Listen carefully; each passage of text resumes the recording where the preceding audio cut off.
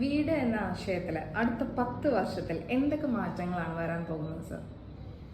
മാറ്റങ്ങൾ എന്ന് പറയുന്നത് നമ്മളിപ്പോൾ ചെയ്തുകൊണ്ടിരിക്കുന്ന കൺസ്ട്രക്ഷൻ കുറച്ചുകൂടി എക്കോ ഫ്രണ്ട്ലിയിലേക്ക് വരാൻ പോവാണ്. എക്കോ ഫ്രണ്ട്ലി എന്ന് ഉദ്ദേശിക്കുന്നത് നമ്മളിപ്പം മറ്റുള്ള രാജ്യങ്ങളിൽ യൂറോപ്യൻ കൺട്രികളിലൊക്കെ അവിടുത്തെ ഡിസൈൻസ് വളരെ ഹംബിൾ ആൻഡ് സിമ്പിളാണ്. നമ്മളിവിടെ ചെയ്തുകൊണ്ടിരിക്കുന്നത് ഭയങ്കര ഹ്യൂജ് കൺസ്ട്രക്ഷൻ, ഹെവി കൺസ്ട്രക്ഷനാണ്. അപ്പോൾ അതിന് ഒന്നുകൂടെ സിമ്പിളാക്കിയിട്ട് നമ്മൾ ചെയ്യുന്ന എലിവേഷൻസൊക്കെ ക്യൂട്ടായിട്ട് അതിമനോഹരമായിട്ട് നമുക്കൊരു ഹെറിറ്റേജ് അല്ലെങ്കിൽ ഒരു പൈതൃകം തോന്നണം. അതാണ് ഇനി വരാൻ പോകുന്ന കാലഘട്ടം. അതിലാണ് ആർക്കിടെക്ട്സൊക്കെ വർക്ക് ചെയ്തുകൊണ്ടിരിക്കുന്നത്, എഞ്ചിനീയേഴ്സൊക്കെ വർക്ക് ചെയ്തുകൊണ്ടിരിക്കുന്നത്. ഞങ്ങളെ സ്കൈലൈറ്റും ആ ഏരിയയിൽ വളരെ ഫോക്കസ്ഡ് ആണ്. ആ രീതിയിൽ ചെയ്യുമ്പോൾ നമുക്ക് അതിനോട് വളരെ ഒരു ഇംപ്രസീവ് ആയിരിക്കും. നമുക്ക് വളരെ ഒരു എന്താ പറയുക, അപ്പോൾ സപ്പോസ് ഞാൻ പറയാം, നമുക്കൊരു ഗാർഡൻ കാണാൻ ഭയങ്കര ഇഷ്ടമാണ്. അപ്പോൾ ഒരു ഗാർഡൻ കാണുന്ന ആ ഫീലായിരിക്കണം നമ്മളൊരു പുതിയ വീട് ഡിസൈൻ ചെയ്യുമ്പോൾ. അപ്പോൾ ക്യൂട്ടായിട്ട് ചെയ്യാൻ പറ്റുക എന്നുള്ളതാണ്. സപ്പോസ് ഇനി വരാൻ പോകുന്ന കാലഘട്ടം അതിലേക്കാണ്. ഇതുവരെ നമ്മൾ ചെയ്തിരുന്നത് ഭയങ്കര കോൺക്രീറ്റ് സ്ട്രക്ചറുകളായിരുന്നു.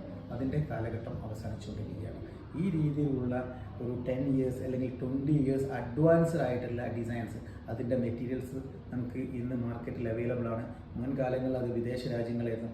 നമുക്കിപ്പം ഒരുപാട് കമ്പനികൾ ഇവിടേക്ക് ഇന്ത്യയിലേക്ക് ഇത്തരം മെറ്റീരിയൽസ് എത്തിച്ചു തുടങ്ങിയത് നമുക്ക് ഈസി ടു പർച്ചേസ്. അതുകൊണ്ട് വളരെ ബ്യൂട്ടിഫുള്ളായിട്ട് ഈ മെറ്റീരിയൽസ് ഉപയോഗിച്ച് നമ്മൾ കൃത്യമായിട്ട് സ്റ്റഡി ചെയ്ത് ചെയ്യാൻ സാധിക്കുമെന്നാണ് എനിക്ക് പറയാനുള്ളത്.